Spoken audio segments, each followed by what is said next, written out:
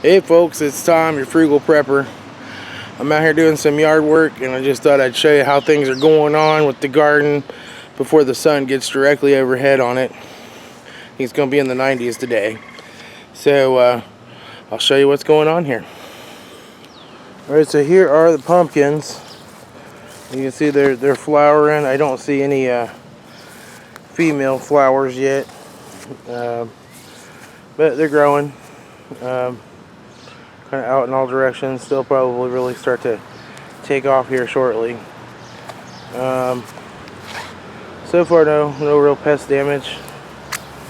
Everything's looking pretty good on them.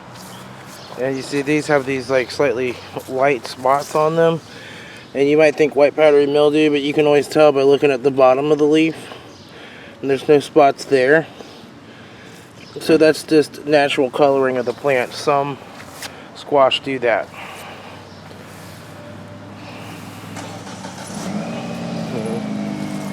Now we'll go over here and take a look at the garden.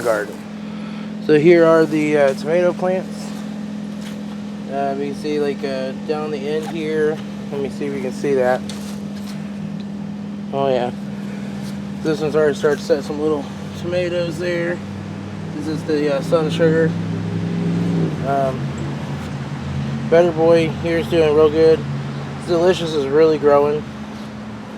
But so far I think that's the only one that's set any fruit.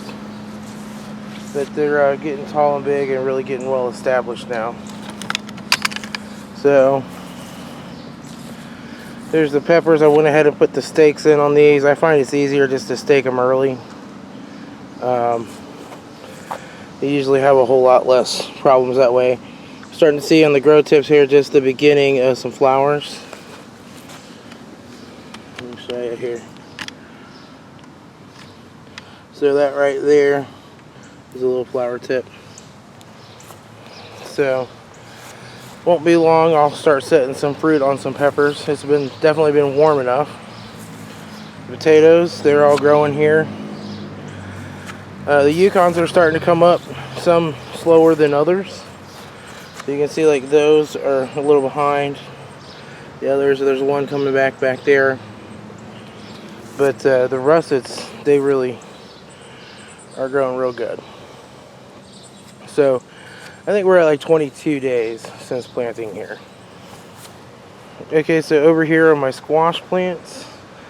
I had set a squash, I thought, but it looks like the plant was sloughing it off. It was rotting. So it's just a female flower that didn't get pollinated. I threw it over here in the yard. Some bird will come along and eat it.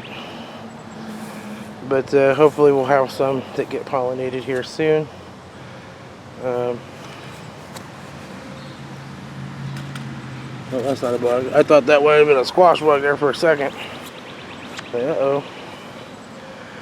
But no, they're growing. They're happy. Again, see, these leaves have a little white, like, in the middle of them. You almost think, like, oh, is that powdery mildew? But if you look on the back of the leaf, they're fine. You'll always see the white spots, at least in my experience, on the back of the leaf. And there's a Boston pickling cucumbers. These over here are the lemon cucumbers. They look real good. Their new leaves are just fine. A little yellow spottiness in that one.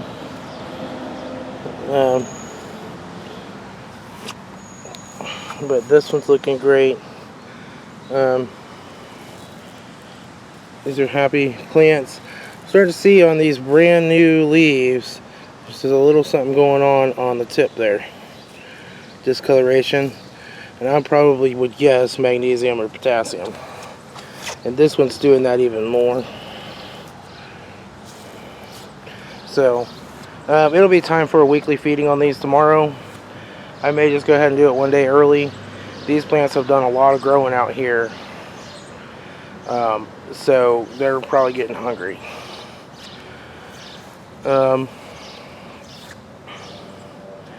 These are the cantaloupe. They all look perfectly happy. A couple of the one small plant there where I cut the grow stem off, it's growing. I think that other little stem turned out to be a sucker. I might get lucky on that. This little plant's a little small. He started out really small. Normally we'd only transplant the strongest seedlings into the garden, but not all of mine germinated, which is of course because I didn't have the temperature range just right. So we're doing what we can. But if some of these plants like those just don't take off soon and really get a good start, I'll be yanking them out to make room for the good plants. So we don't want to leave weak or sick or diseased or dying plants in our garden. That attracts pest, disease, and competition. So there we go. Just a little garden update for you. It's hot. I've still got more grass to cut. We go drink some water and then go out into the sun and cut. The most limiting factor typically on my garden is light. You know, plants can only be as productive as their most limiting factor. Really want 7 to 8 hours of good full sunlight. I'm probably getting 5 or so. As it gets later in the season, I get a little more. But I got that big maple tree right there, and you can see the sun's just about to come over the top of it, and it's about 10:30. So, you know, if you can set up your garden to where you get afternoon sun, that's the best sun to get. But plants need sun to photosynthesize. So if I got more sun, it'd be better. But I have just enough here, I think, to do what I need to do. So I'm gonna plan on putting on another 20-foot bed right over here. Beside this one, I'll leave about, I don't know, 3 or 4 feet between them. Lots of walk room. I'm starting to work on getting the grass out of this bed, just real slowly. I've just been kind of scraping it up and working on getting rid of it. But my goal is to have bare dirt all the way around here, because the grass gives disease and pests and insects a place to hide and get to the garden. So you want them to cross a nice dry dirt desert to get to your garden. You see I've worked a little bit more of it out here, and I'm just going over it with the scuffle hoe a little at a time. I don't want to go to the expense of running a sod cutter. But if I just keep scuffle hoeing it down, it'll eventually die off. At least I think so. So, alright folks, I'll talk to you later. This is Tom, your frugal prepper. Happy gardening, everybody.